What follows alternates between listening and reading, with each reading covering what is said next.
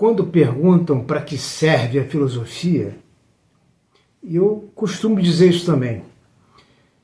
A filosofia não serve para nada. Ela não tem serventia quanto às outras ciências.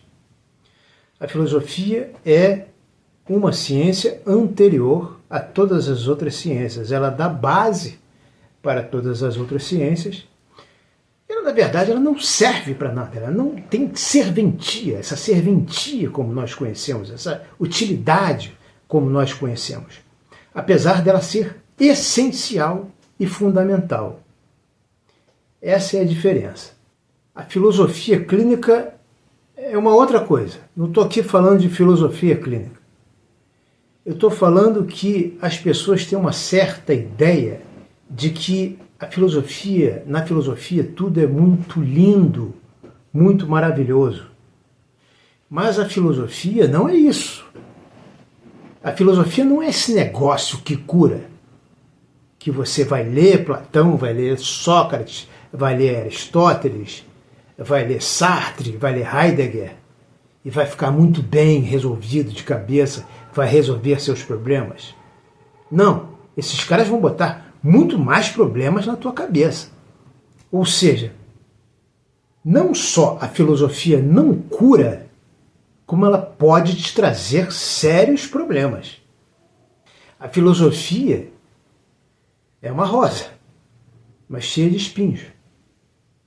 Então, ela não é feita, por exemplo, para que pessoas que têm certos problemas mentais, como, por exemplo, uma neurose muito acentuada, porque ela pode trazer mais problemas, fazer desse neurótico alguém mais neurótico ainda.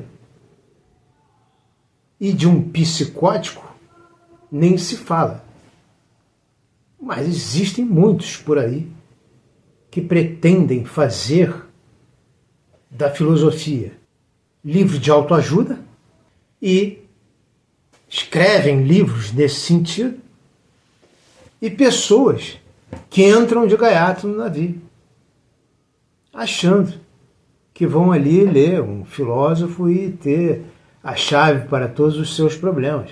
Vocês imaginam só, você entra no primeiro período de filosofia,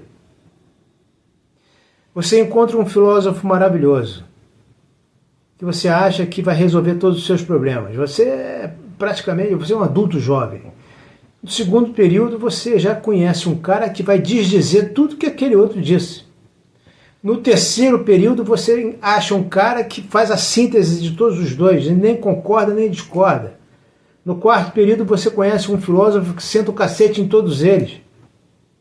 Imagina, para você que está estudando filosofia, você já fica meio assim.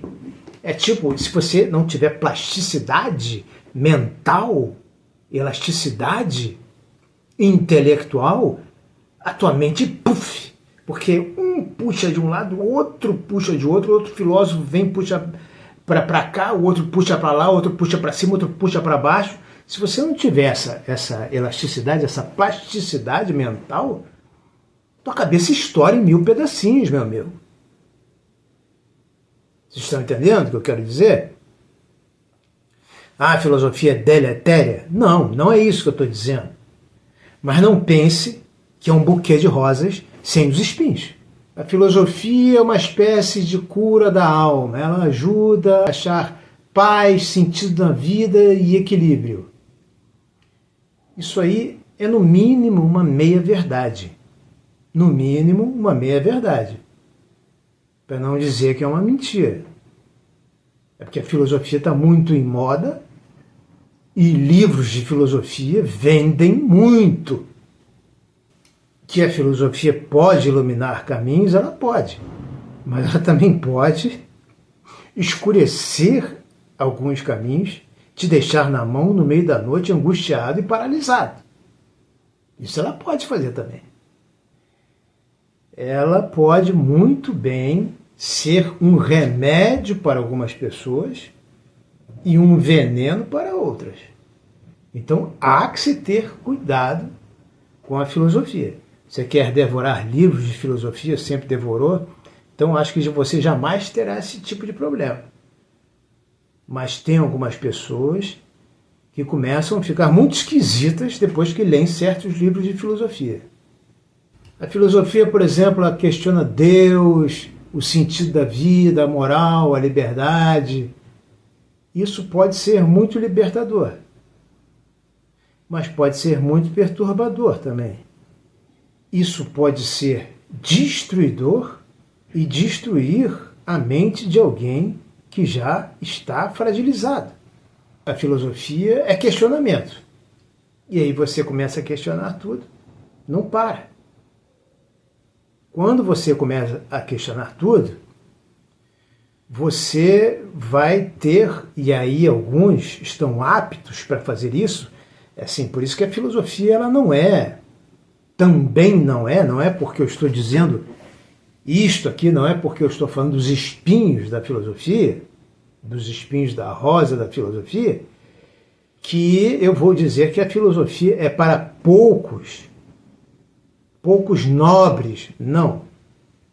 Mas é uma nobreza daqueles que têm certa fortaleza de espírito e de mente.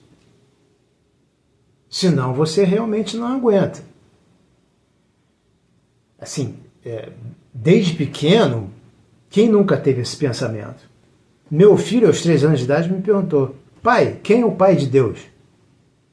Então, isso é natural. Fazer filosofia, e essa pergunta é profundamente filosófica, pai, quem é o pai de Deus? Isso é natural ao ser humano. A mente do ser humano, ela, às vezes, dispara nesses pensamentos. O primeiro motor imóvel de Aristóteles. Aristóteles, seu primeiro motor imóvel, que ele é imóvel, porque é perfeito, e ele bota toda a engrenagem do mundo e da vida para funcionar. Mas ele é imóvel. Então ele é Deus, ou como se fosse Deus. Mas ele é o primeiro motor imóvel. Mas quem criou o primeiro motor imóvel? Platão, por outro lado, diz que existe um arquiteto do universo, que é o Demiurgo, que criou o universo. E sumiu. Não faz mais nada, só criou o universo. Então, são concepções bem diferentes das concepções que vêm na religião, principalmente na religião que nós recebemos através da Bíblia, por exemplo. A filosofia absolutamente não tem a vocação para consolar. Ela questiona e ela provoca.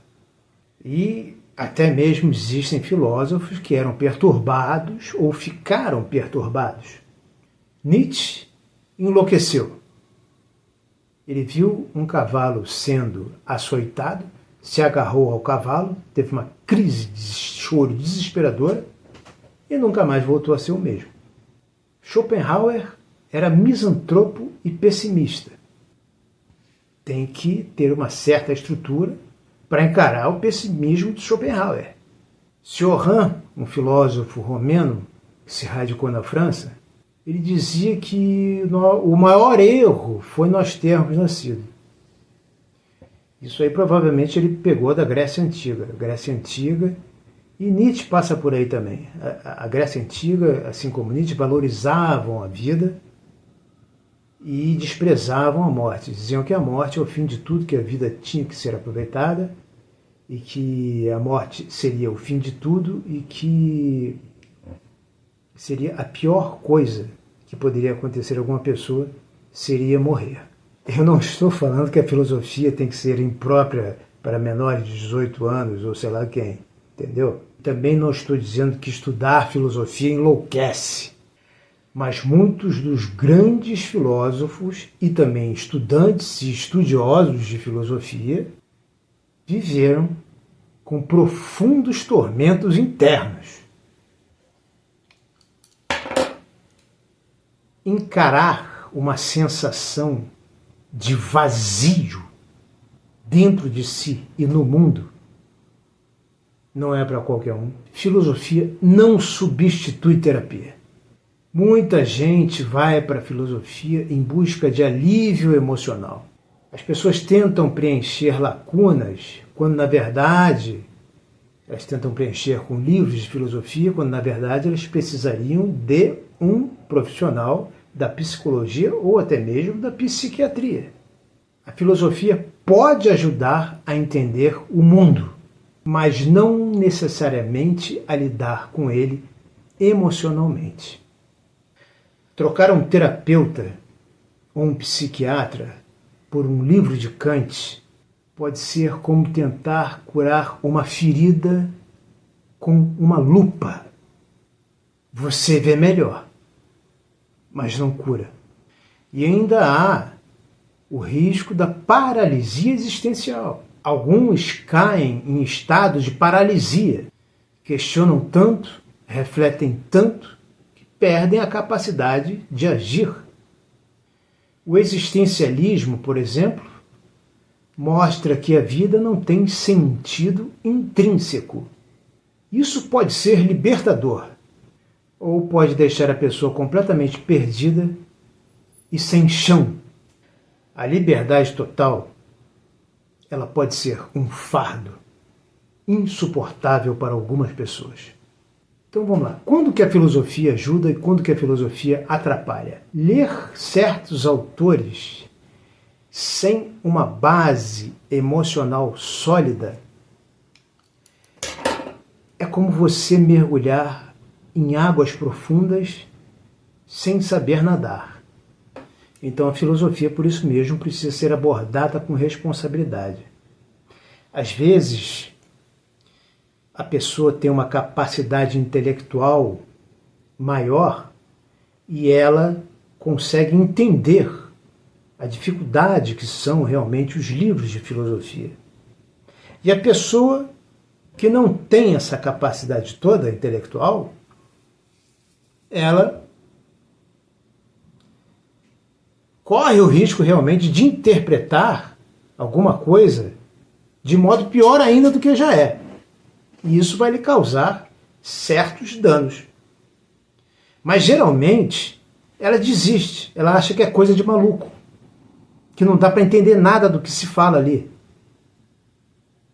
E geralmente a pessoa que tem uma intelectualidade mais apurada, menos obtusa, mais aguda, essa pessoa realmente ela vai entrar mais a fundo nos livros de filosofia. Mas a intelectualidade é uma coisa. O preparo intelectual é uma coisa. Mas e o preparo emocional? A pessoa está preparada emocionalmente? Às vezes o outro que não entendeu nada e desistiu da filosofia tinha muito mais preparo emocional. E eu, como professor, já tive esses dois tipos de aluno. O aluno completamente despreparado emocionalmente, mas um crânio, e eu via que aquele cara era como uma Ferrari descendo do alto da Boa Vista a 200 km por hora. Eu pensava, mais cedo ou mais tarde esse cara vai se estrepar. Por outro lado, eu também já tive alunos que entendiam as coisas às vezes, e às vezes entendiam de um modo completamente errado, mas eu sentia que se eles persistissem, eles tinham estrutura emocional, eles tinham estrutura psicológica para serem filósofos. Então, filosofia não é cura. E não é para todo mundo o tempo todo. Às vezes, em vez de se lançar ao abismo das ideias, é preciso que você cuide do seu terreno interno, que você saiba onde você está pisando e que você está pisando em solo firme. Porque a filosofia tanto pode ser luz, quanto pode ser sombra. Tudo depende de quem você é e de onde você está nessa jornada. Porque a partir do momento em que Aristóteles determina um Deus, primeiro motor imóvel, e depois toda uma engrenagem que se move até chegar a nós, você voltando logicamente, ou seja, uma lógica retrospectiva que vai até o início, você chega ao primeiro motor imóvel. E quando você chega ao primeiro motor imóvel, é inevitável. Ah, é Deus? Bom, e antes dele, o que há? E essa pergunta perturba muita gente.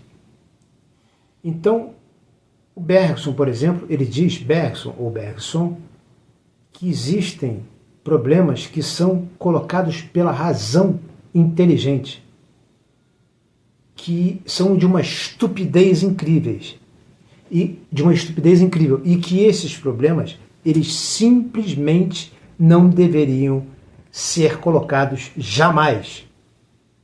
Por isso que ele diz, a inteligência às vezes é a coisa mais burra que existe. Às vezes, você não tem que questionar nada. E a filosofia, que tem essa fama de questionadora de tudo, às vezes você não tem que questionar nada, senão você vai engendrar, vai criar um falso problema com raízes profundas na sua mente e você terá aí sérios problemas para se livrar dele. E não vai conseguir, porque ele é falso. É um fantasma que te assombra. O meu nome é Fernando Cordeiro, eu tenho esse canal desde 2019, sou professor universitário, tenho doutorado em filosofia pela UFRJ e também dou aulas online e cursos para meus alunos aqui que me acompanham no YouTube desde que eu comecei este canal.